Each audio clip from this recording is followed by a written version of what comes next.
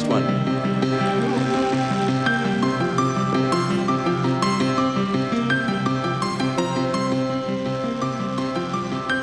Stop. Je vais justement là. Ouais. Ah, c'est là. Ça, en fait, ça. Voilà. Well, it will actually be on your converging angle, I think. But you know, if it's something along these, as they're looking to each other, and it's just shifting like this, you're just holding the two. And I'm going to ask Tracy, where am I out of shot? Are my feet out of shot here? Trace? My feet out? Am I in shot? So the lighting in, with the light turned on, it will be seen from this point of view first. As little as possible. Because when you give the face more, then everything changes again. And now we have, I would say, hold the same. Oh, his face inside, we forgot. Okay, everybody still, please.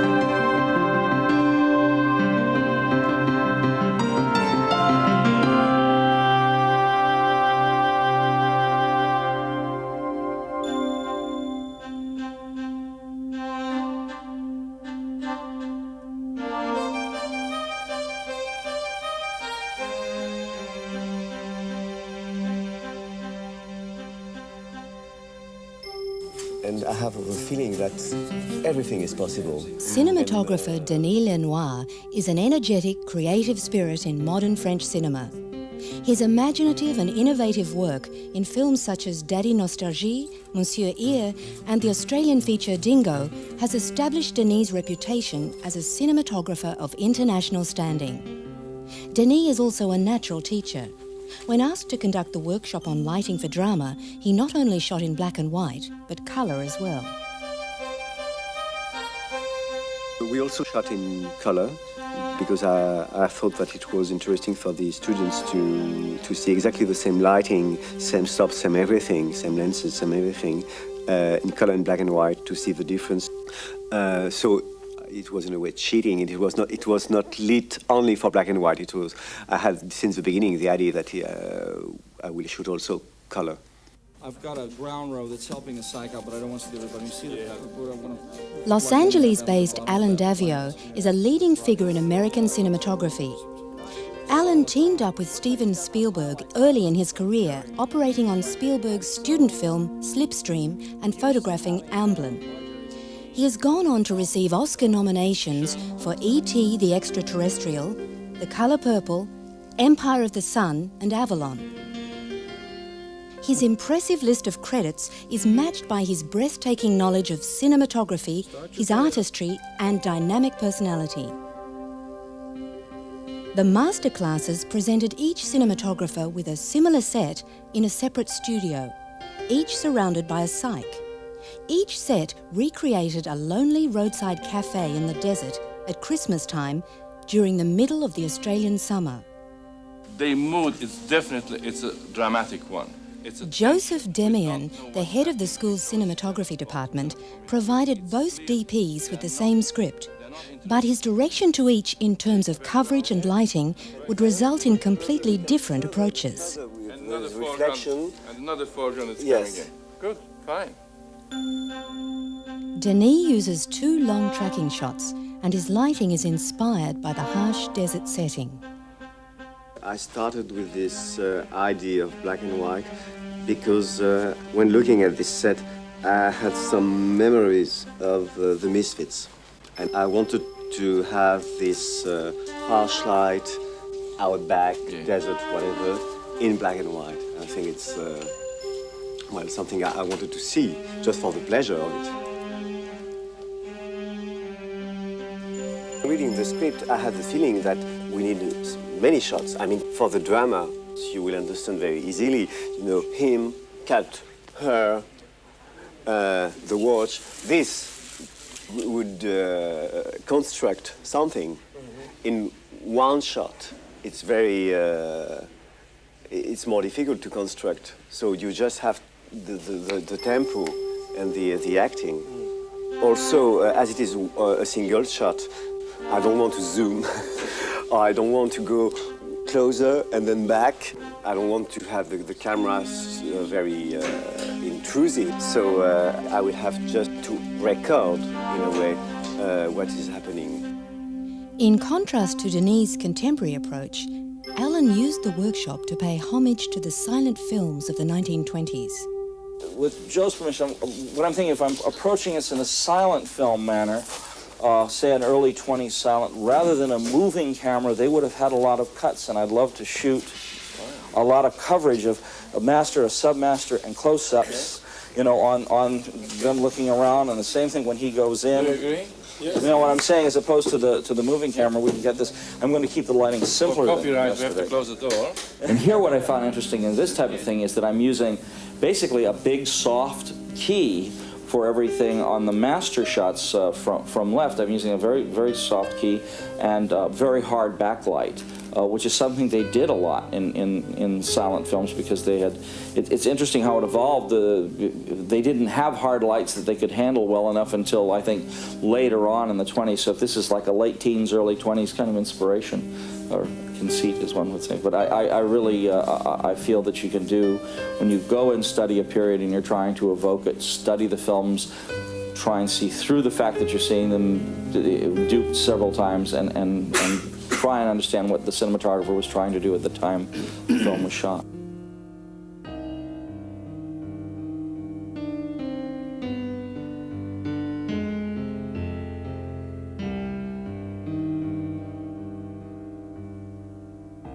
Rather than emphasizing the lighting, I wanted to emphasize, you know, image texture. First thing we did was we utilized the 137 frame, the old Academy frame, rather than 185, which is what we've done the contemporary exercise on. And I think it's going to be interesting to project that in that ratio, to see black and white in that ratio, which is what you associate most with black and white, is the older ratio, and to utilize the kind of framing that they did in the silent film, which was a different thing, where you had images that were static more often than not, and there was a simple reason for it, and that is that the cameraman was hand cranking the camera.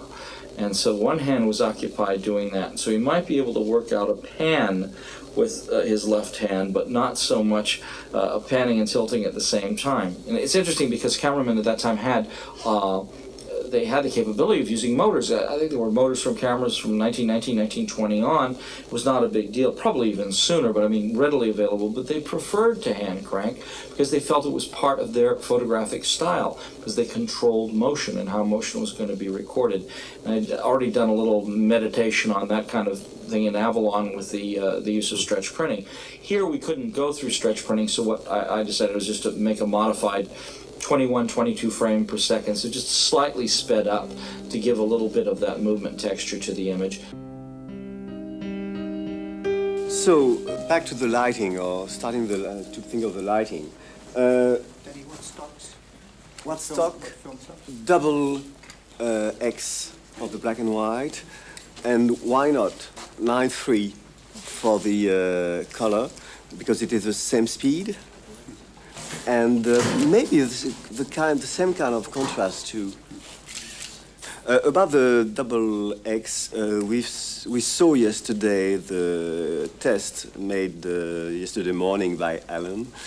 There was obviously a problem, I guess it's in the lab, about the gamma or whatever, because as you have all seen, it was completely overexposed. Rated the film at 200, the manufacturer's tungsten recommendation, and I did a test where we did a normal exposure and then from 2 stops over to 2 stops under in 3rd stop increments, and the image didn't appear to become correct until somewhere between a stop and a third underexposed, which was very strange. I mean, the image is so hot otherwise. I just looked at Denis' footage from Studio 2. I guess if you saw that. Similar. Same thing. He's in his meter. We checked meters, and his meter was telling him to expose almost half a stop less than mine. 200? Yes. Oh, how come you could get one? They never would sell me one. or 4/10, so you're almost a half stop. Yes. Yep, dead on 4 and 4/10.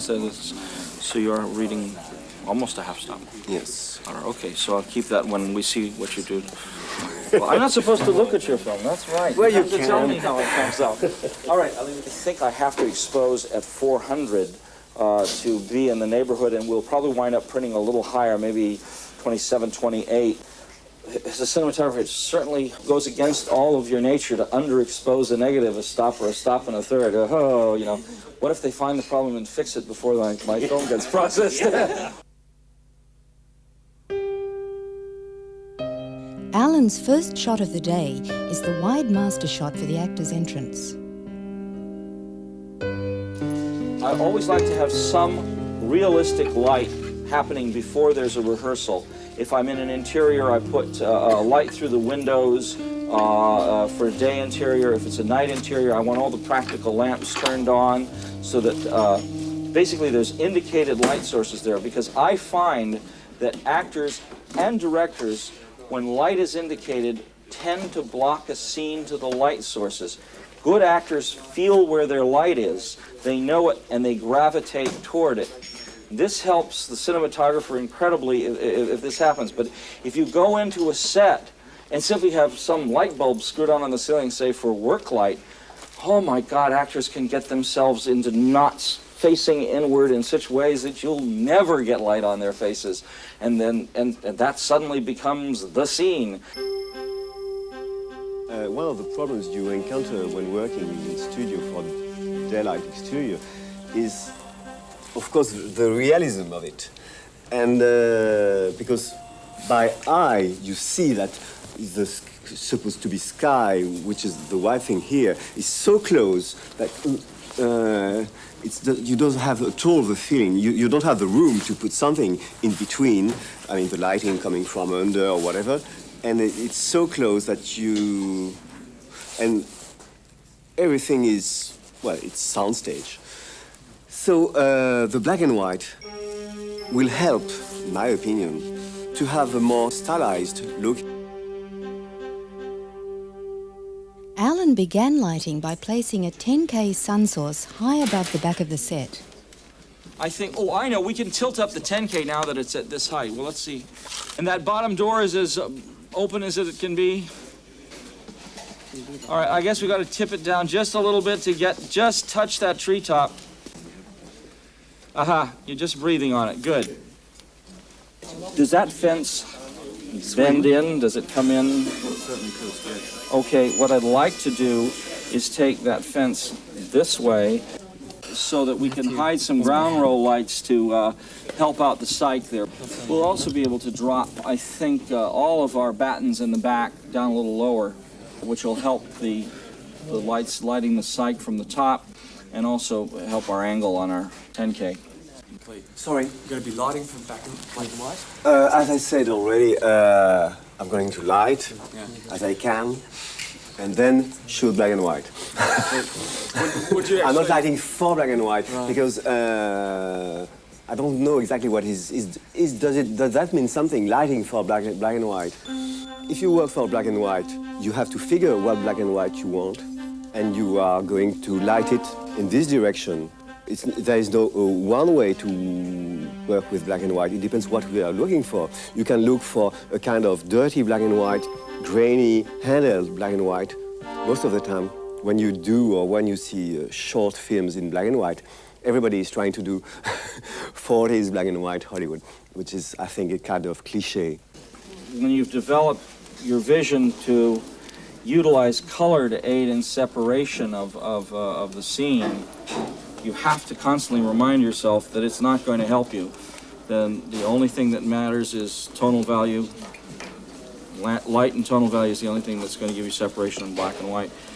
There's nothing worse than having things blending into each other. It'll happen. That's the reason in the ancient time they used a lot of backlighting, because it would separate. Even if it was the same gray here and the same gray here, there, you will have a whitish line from the backlight to separate this from that. This is a panchromatic viewing glass, and it's supposed to approximate showing you the way colors will, the tonalities of colors will come through on panchromatic film in black and white. The other thing I find it most useful for is it makes the scene quite monochromatic, so that it reminds you that you're not getting any separation value from colors, that you're only getting separation from light and tone. The shade. We need some shade for the woman. So lazy as I am, I have the feeling that she could be not there because it would be a problem to light her. But around something like that, you see? So the sun will be there, more or less, and we will have the shadow, very clean shadow of this coming around here. So she will go from the shade to the sun or something like that. So the first thing which is not exactly the first thing, because we cheated a little, and Flower, the gaffer this morning, already started to do some work on the cyclo and some ambience lighting here. But the first thing to do is to find the right position for the sun. For the sun, we will use a 10K, but as it is quite difficult to move a 10K quite high on a tower or whatever, we are going to start with a 1K. Maybe we will turn off everything in the studio and just put a very high 1K and move it just to see the effect here and the shadow and find the right position for the 10K. I want to warn everybody about, you're shooting black and white and you think the black and white picture on the video split should be of 8. It is a great deception because it's not panchromatic, and it's seeing the color values in a very different way, and you'll be greatly deceived if you believe what you see on a video split, usually. Higher.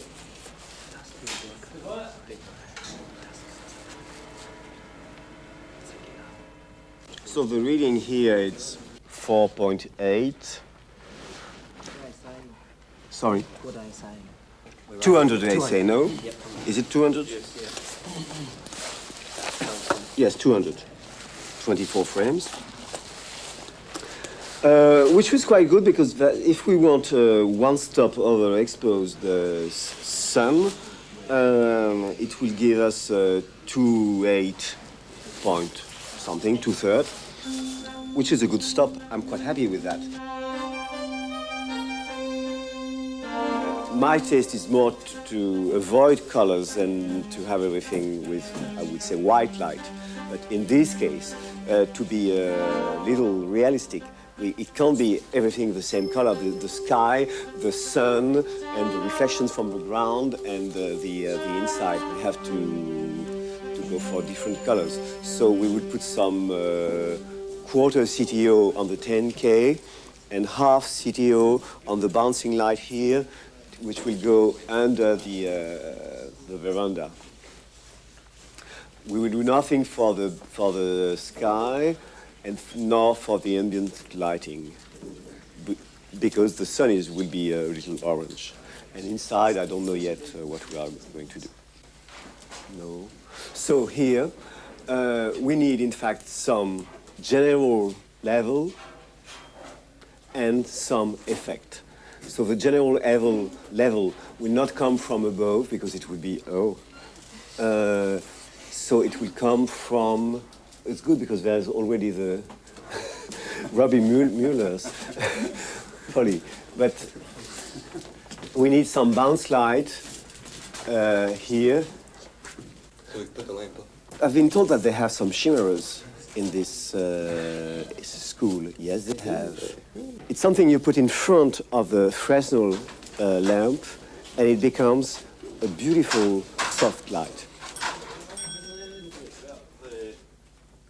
Yes, I'm going outside. Can we move this piece of sight? I'm just looking to get every bit of distance possible between the Maxi Brute and the grid.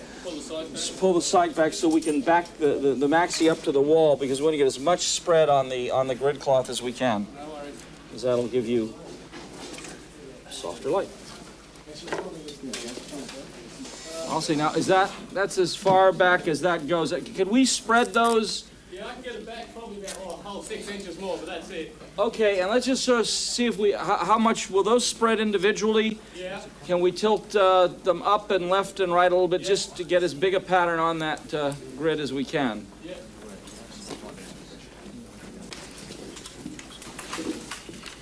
How's our, here comes our other grid cloth. I don't think he's a sitter, is he?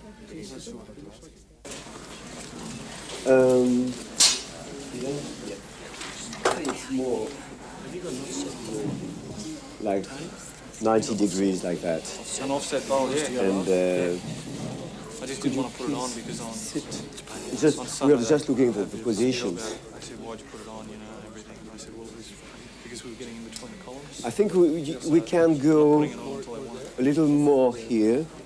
Yep, thanks, Brad. Here. So it's number 2. Number 2's there? Yes. Okay, thank you very much. I don't know, but I'm telling that you are in the operating, so if it is there or here or there, it is your choice, not mine. And less headroom, less headroom, less headroom. Tilt down, tilt, tilt, tilt, tilt, tilt, tilt, tilt, tilt, tilt, tilt, tilt.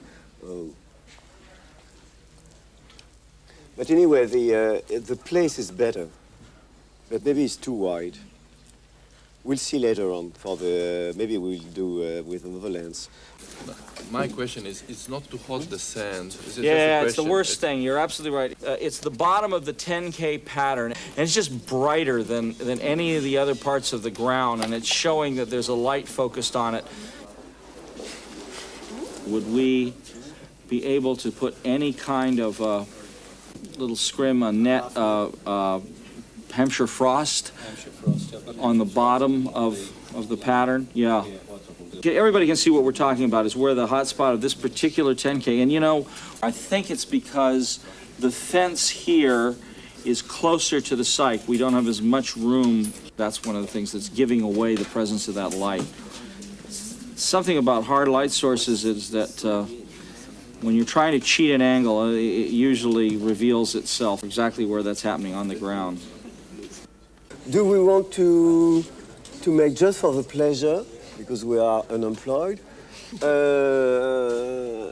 something to look with the 85? Yes, why not? I think it's too tight, because we're going to have problems, but why not?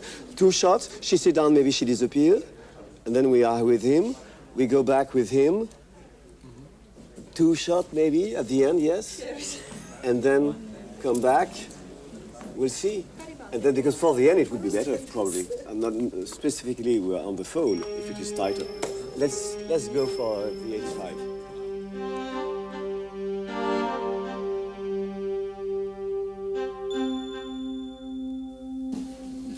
Ooh, good. Now come down again. Sorry, that was the problem. Joe, this is going to break it up directly. Stop it right there. Now, do we have a small light, an inky or something we can put on this from right? I'll give you a... Now, I've put an N6 in there so that now I'm getting to be able to open up one stop. So on the meter, I'm going to have 100 ASA, whereupon everyone can rightly say, why aren't you shooting plus X? Because I haven't tested it, and that's the only sad thing here. Then I'm shooting at 21 frames per second with approximately a third of a stop. But I've also got a black net filter on the front, and that's about a third of a stop. So they cancel each other out, so I don't have to worry about those. And so basically I'm going in at 100 ASA, and that's what I'm going to take the reading on. And we'll see that where the lady, if we just declare, I see it. If we declare that where the lady's sitting, that her key, we want to be normal, the exposure to be normal on her face, under her hat right here. I have here a nice 2/8 and 1. I should have approximately the same here, just about a 2/8 right here under his hat. So this area is falling where we want it to be, and I think right out here, backlight from the sun, 5/6, the backlight's like 2 stops up. If I were to be outdoors and taking a wide shot of this scene, this is what I'd do. I'd make sure I don't have the sun hitting the ball of the meter. I'd also not have too much skylight. And out here, I'd say, I want to say that, excuse me. This, I'm getting about 2 and, just about a 2/8. 2 9/10 is what I'm reading all in. 2 8/10, 2 9/10. So the stop at about a 2/8 should be correct. In other words, we'll go on a 2/8 stop on this, which is good in 2 ways. One, I'm not going to reveal, hopefully, my net in the net structure in the image, and I'm going to carry less depth of field. We're going to stay and focus on the people and not on the background, because even though we're not going for super reality here, we do not want to have the audience's eye dwelling on detail of the background, simply because we're up against the site. Want about that hot? Beauty. Yes.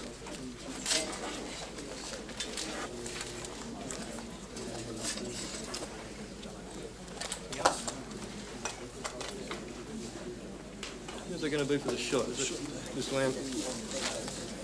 Safe as.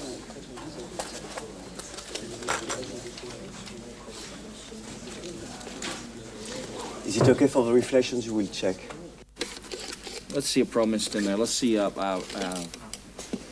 quarter or half pro mist. Let me see a half. Okay. Do we have a 5K that we could put over in the corner, out of frame, back where that other 5K that's lighting the trees is, come back across to just give a little more edge light to the place where our 2 people are sitting, and it's going to fade on as they walk to that position. We're just going to slowly fade it in. Don't keep him in the middle. You can, when he goes on the other side, you can follow him. And then more on the right. No, right, your camera. Yes.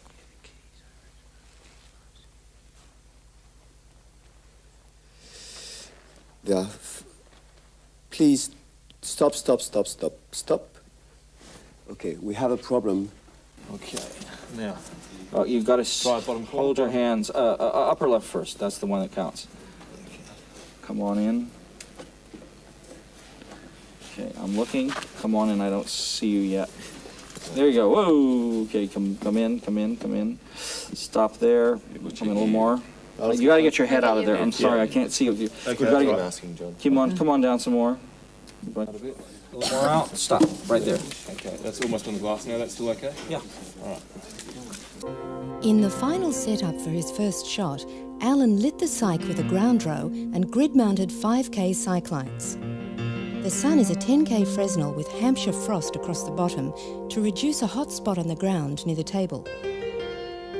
Ambience is provided by a grid-mounted 5K soft light, 2 maxi brutes, each through a 12x12 grid cloth, and 2 grid-mounted 5K Fresnels bounced off the cyc.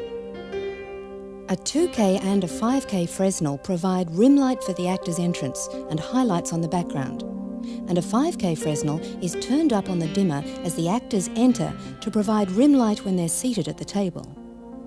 And to break up a dead spot in the frame, a small branch is placed near the camera and lit by a mizar.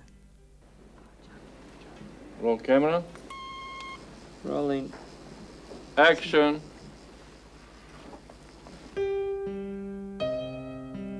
I wound up with this with a layer of a pro mist, a half pro mist, a number 3 Tiffin black net. Then we vignetted with hard edge vignettes for the master. I think the first take on the master shows just that combination. Then we vignetted with petroleum jelly to, basically make a overall soft vignette inside the hard one. That's good. Right there is terrific. Okay. That's good. Let's shoot. We're on a 2/8 again, correct? Okay. Yep. We've already shot the slate. Yep. Let's do it. Stand by. Now here's with the petroleum jelly added into the corners, so you can see that type of soft vignetting. And then I decided to use a very, basically soft light, as if they were going with Cooper Hewitt lights through muslins, or the type of overall illumination that they started when they were using literally the sunlight through muslin as an overall illumination. And then when they got to working on stage, the opportunity to use a hot backlight became irresistible. My major concern, was that I was going to be underexposed when obviously it wasn't. In fact, some of the lights are almost, 10 points, 10 points over the normal still, even at a 400 ASA. So I don't know if we have mistakes somewhere in there, and if I made the mistake in calculating the neutral density because I was switching back and forth between a two-stop neutral and a one-stop neutral. The reason for this, again, is I don't want to get anywhere beyond a 4 when I'm using a net in front of the lens. You have to be very cautious with nets because they will show up in midtones and be very embarrassing. Generally, you want to stay close to a 2.8 as you can with nets in front. I'm not at all unhappy with the contrast. Maybe I'm wrong, but between here and inside.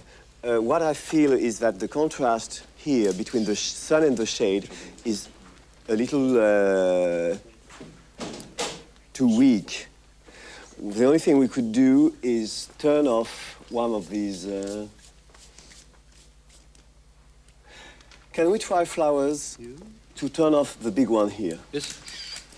Drastic measures. It's too flat?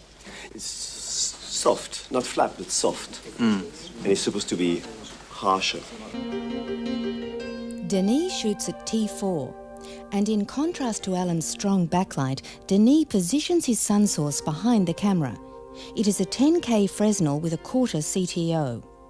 A one-stop net on the lower half of the lens reduces the intensity nearer the lamp, so an even illumination is created for where the actors walk. 3 5K soft lights and a 2K Fresnel provide general sky ambience, and the cyc is lit by 6 ungelled 5K cyc lights. A low redhead bounced-off foam board provides fill for the actors while they are seated at the table. Fill for the man as he passes under the veranda is justified as sunlight reflected off the ground and comes from a 2K Fresnel with a half CTO bounced-off foam. For the interior of the cafe, 3 redheads were placed high on the walls and bounced off foam boards to the centre of the room. Finally, a 2K Fresnel was positioned in the rear of the cafe and shone through a shimmerer, an enclosed translucent box frame, to make it another soft source for the interior. And turn over. I didn't measure the sky, and I was quite afraid later on that I should have measured it because maybe it would flare if too overexposed, but in fact it was okay.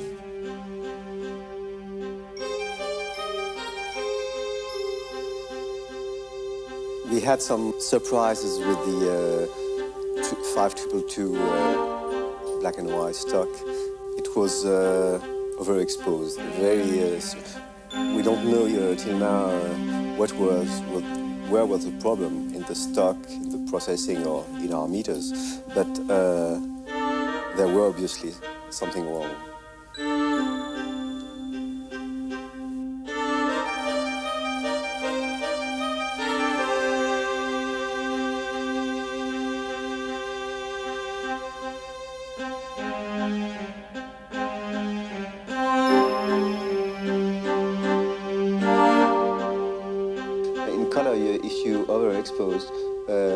You have less grain than with a normal pose or underexposure.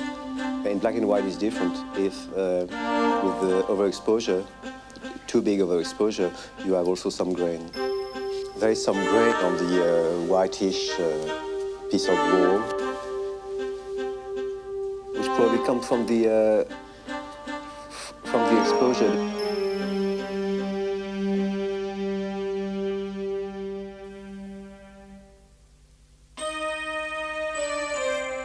I just put, I think it was half CTO on the key light, 10K, and it's probably not enough. I mean, the difference in color temperature between the sun and the shade is not big enough. So So we had outside a kind of pale sun color.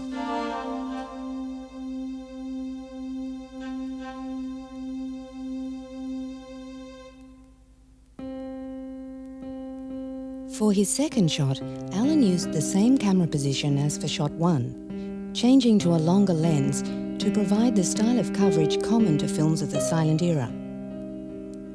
He also took advantage of the smaller frame and moved several lights closer to the actors. Finally, an extra light was added to give fill to the man as he walks to the cafe. We're only going in not even, yeah, we'll see, 50, 60, 15 mils probably. We've just gone 15 mil tightening, which isn't that much, and it's the kind of cut that would have been made. They would have lit the scene probably like this, and yet I'm changing certain things. You'll notice I brought the grid cloth in closer to give a nicer wrap of the light on Natalie in particular, so that and I may also move their little edge light around into this even more glamorous position for her profile. In fact, Tony, let's go ahead and do that on that. Well, that the 5K we set.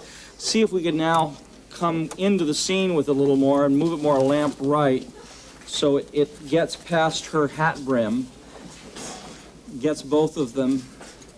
And so we've gone to the zoom, and I'm removing the N6, the neutral density N6, putting in an N3. Now this is which N3. Okay, and I'm looking through the ProMist now.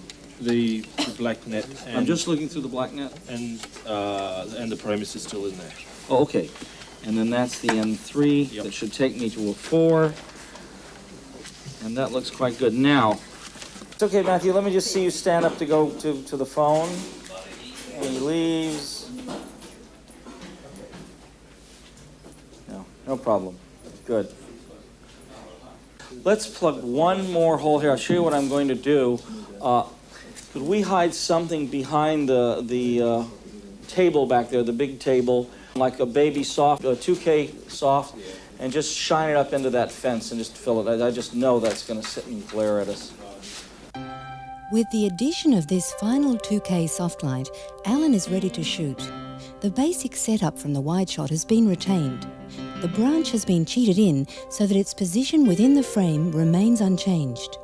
The grid cloth adjacent to the actors and the 5K edge light were moved closer in. A 2K is added and bounced off foam board through the doorway to light the man for his walk into the cafe. Finally, petroleum jelly on the glass in front of the lens creates selective diffusion around the borders of the frame.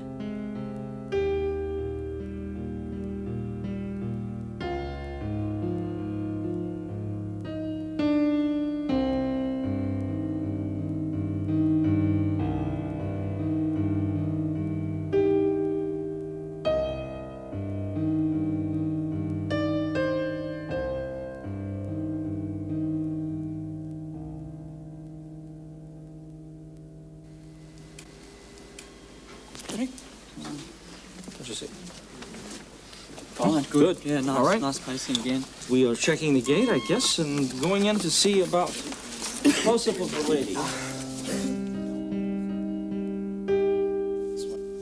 The next thing we have to decide is whether we're going to break the law of the line and break visual continuity when we go around to Matthew's close-up, because we've established everything once seated that Natalie's camera left, Matthew's camera right.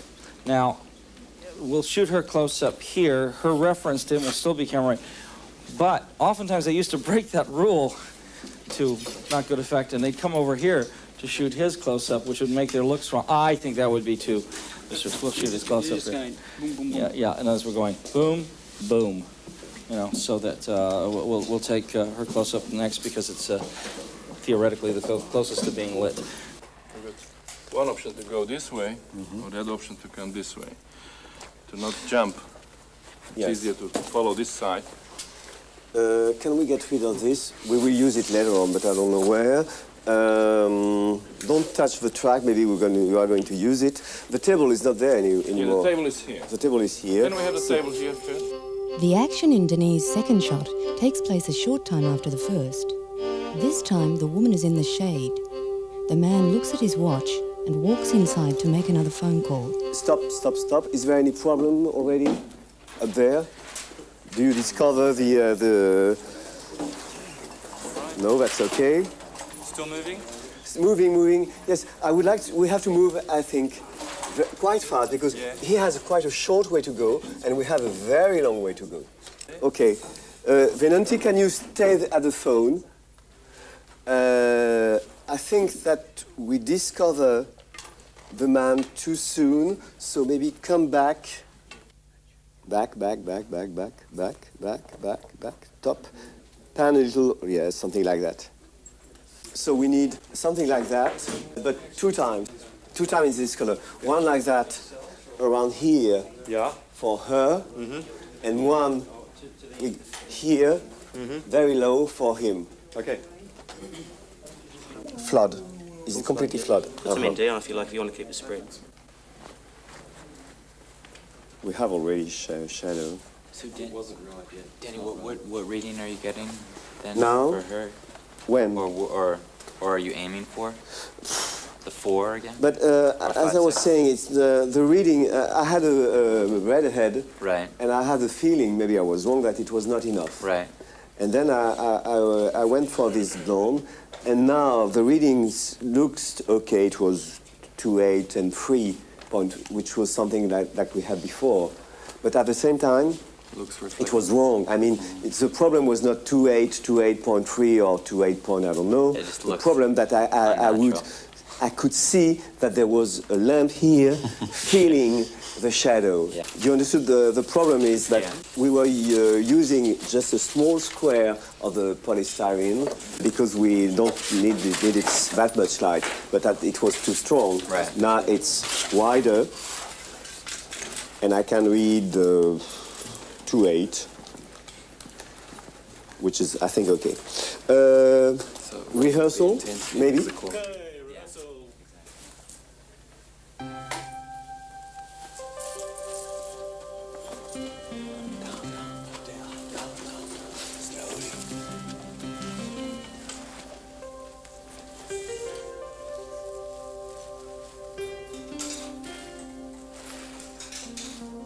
You're going too fast at the end, Tony. Sorry, I stopped the rehearsal. I swear that I will not, but... it was too fast. No, so the beginning was excellent, and this is the solution. We are low, we rise when he walk. You can start going down much more sooner. Natalie, let me just get the feeling of your look over to him when he gets up. And it's the coming back from that I really see is going to be the point where we really... Now, be careful not to turn your look too far this way. Split the difference a little bit. Yeah. Maybe a few people are a bit confused about the stop and the rating at the stock you've rated it at.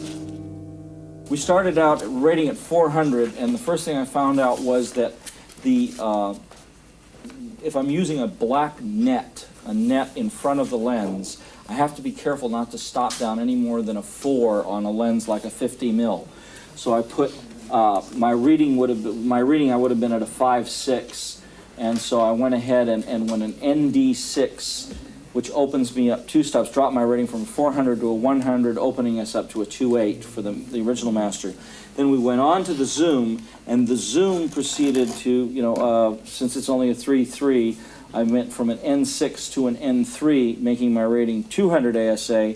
I did some adjusting of the grid cloth and so on, but we wound up shooting that scene at a 4 3/10 because the light level did change, and it probably is going to change again here. So we'll explain it, a bit more when this happens. We're getting really destroyed with flares here, so let's find out if we need to get a big cutter in and take care of the lens. Okay. And let's go ahead. And I just want to see what an 85 mil prime will do here. I just am suspicious as hell of this lens.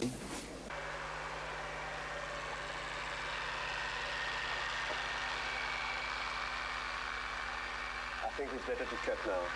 Sorry, cut. So you just put one hand here. So, sorry, can we get rid of this? You want to lose the seat entirely? Yes. Are we going to Just, I will not rehearse. I will just for to. Can I see the upper position, please? Absolutely. She goes. Okay. So for the upper position, you go with, for instance, this. You feel good there. You secure. You made something to make this very strong. It will not move. It will be fixed. And then go down, minimum. And then at the beginning, well, you're like that, and you work with that. It's the only way to do something properly. So you have one hand here or there, something here. Sorry. No, I'm just losing. Yes, and you work like that. And when rise the camera. Browsing. And you go like that.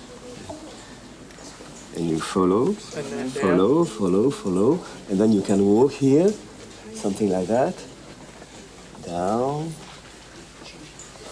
and you're very at ease. Don't sit. Don't sit and work with that. Just going to, I've gone to 85, and I'm going to a lighter Pro Mist. Because with the all the other, with the net working so well and the strong backlight, I think the half Pro Mist is just a little too much. It's just going to flatten it too much.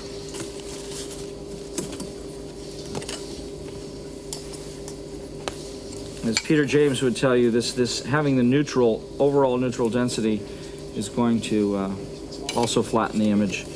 It does more than just change the stop. So I don't want to be too... The crown of her hat. We want to just touch the crown of her hat a little bit. With the final touches being put to the petroleum jelly vignette, Alan is almost ready to shoot the close-up. The grid cloth has been brought closer to provide a softer key light. And the 5K Fresnel at the rear of the set repositioned to increase the edge light on the actor's face. We slated. Put it on now, put a head slate on. And the T-stop is 4/10 closed on 2/8. Oh, that sounds elegant. That's better than 2/8, 4/10. I find this good movement. Again, our movement on the leaves.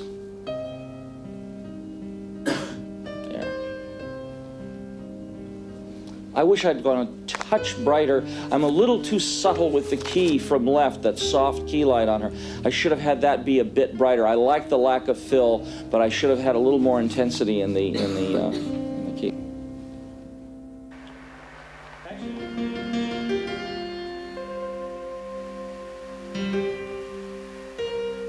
Despite many rehearsals, the track for Denis' second shot remained difficult for the students to achieve. The lighting for the shot remained basically the same as for the first.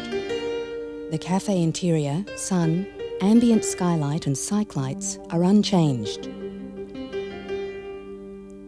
For the actors at the new table position, the foam board was moved to the front and the redhead replaced with a 2K Blondie. A 2K with a half 85 was bounced off foam board to provide additional fill light, and the 5K Fresnel at the veranda was replaced with a 2K with a half 85.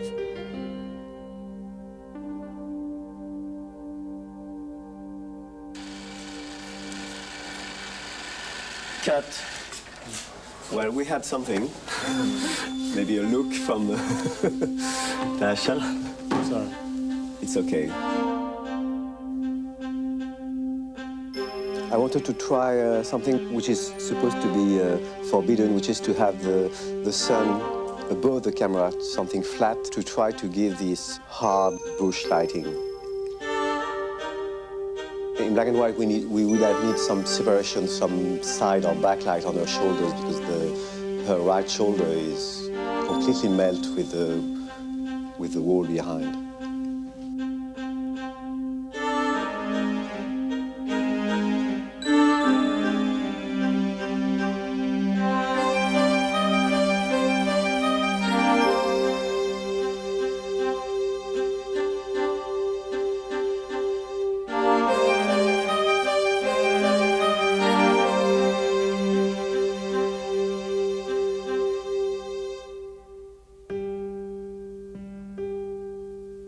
Okay, try to explain what's going on here.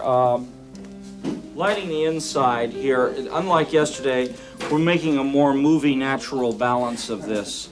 Trying to give separation for black and white, because black and white you don't have color separating for you. So I have a source coming in. When Matthew goes back to the phone, he's in a source from what we believe to be another window back in there that will be hotter on him than the base exposure by a little less than a stop. He also has a liner from left that shapes the hat, puts him, just brings him out from the wall. We're putting yet another window source in here that is going to give Matthew a glow on when he looks back here towards the telephone, and will also be a liner on Craig when he gets to his front position here. That I'm concerned with looking too hot and being a little too much, but let's see what happens. Out here, we're keeping our general ambience from skylight. We're letting this one piece of sun. In color, I would have let this be 2 stops hot. And I'm being conservative in black and white. I'm letting it be a little over a stop hot on the side of Matthew's face. For Alan's fourth shot, the sun, soft key and ambient light for the exterior are retained from the previous setup. His interior lighting consisted of a blondie through a trace frame to separate the actor's hat from the background, 2 5Ks in a trace frame as sunlight through another doorway, a 2K through trace at the window, and a 5K in trace frame inside the cafe for separation near the doorway. So we're arriving at a stop of 2.8 and 5/10 at ASA 200 with an N3 filter, a neutral density filter on the lens, plus the what's its name, the net, the number 3 net, the Pro Mist, and all that other stuff that makes it, we'll put a very small amount of something in the corners purely to be consistent with the other shots.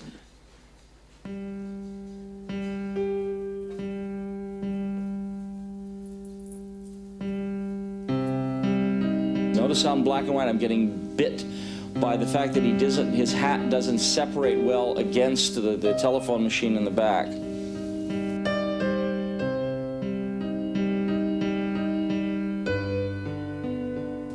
That separating light from right works very well there for when he goes through.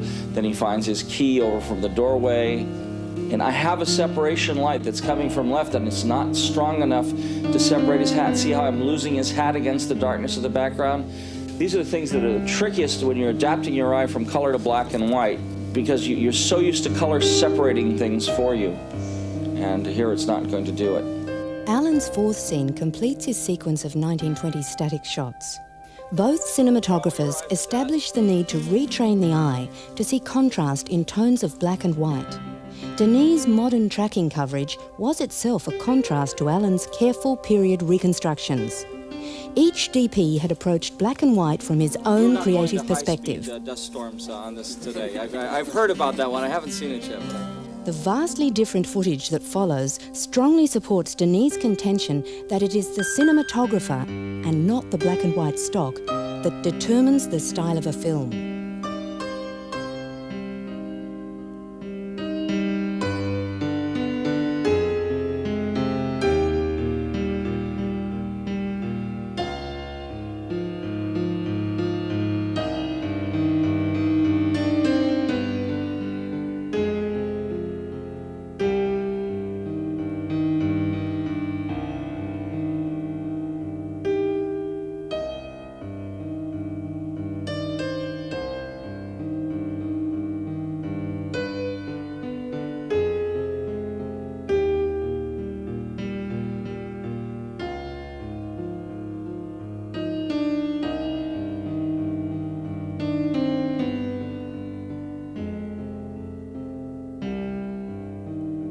tried to get everyone to look through the finder, and on the close-up of the lady, and people said, I remember there was one comment saying, well, it looks just like an old portrait. And I realized, well, of course, all that type of photographic use of selective diffusion at the time was used by the portrait photographers, and one wonders who influenced whom. So I think it's nice to have students dwell a little bit, you know, in a little time travel back to the beginning of the medium.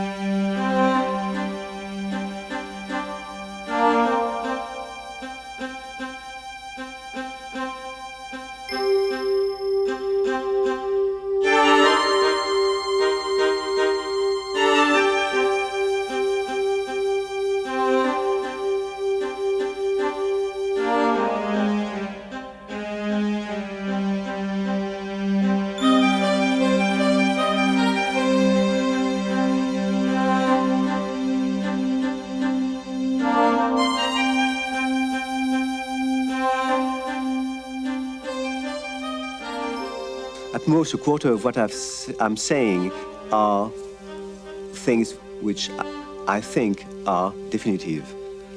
And the 3/4 of the rest are a question of taste. I would prefer this, but you could prefer that. And the color of the sky, I choose this pale navy blue, but you could go for not any color, maybe not red or pink, but and why not? It could be red and a beautiful sunset. It is your choice, and you have to follow your feeling. You will do some errors, and you will learn by try and errors. It's the most important thing.